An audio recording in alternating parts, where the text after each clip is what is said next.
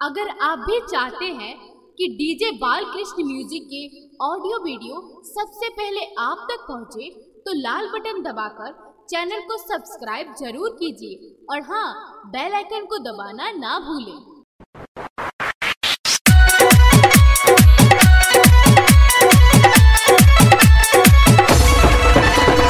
Recording by DJ Balkrishna studio Baheri.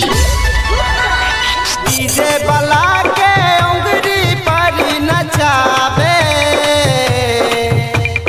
कहीं कहीं के ई गाना खूब बजबावे। छोटे की बिगाड़ गईला, नाना की कमाल गईला।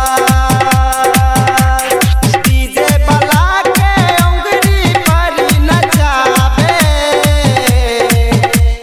कहीं कहीं के ई गाना खूब बजबावे। छोटे की बिगाड़ गईला, हाय दादा कमाल गईला।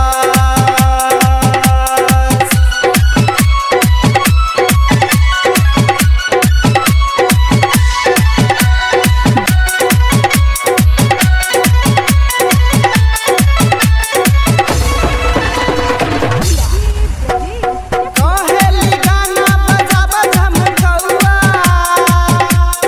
नाचे चढ़ा के ई बिस्किया पौआ, नाचे चढ़ा के ई बिस्किया पौआ।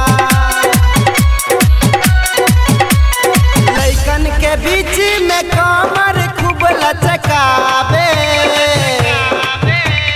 लइकन के बीच में कमर खूब लचकावे। बबनी बिगड़ गईला, हाय दादा कमाल कईला। डीजे बालकृष्ण की शानदार धमाकेदार प्रस्तुति।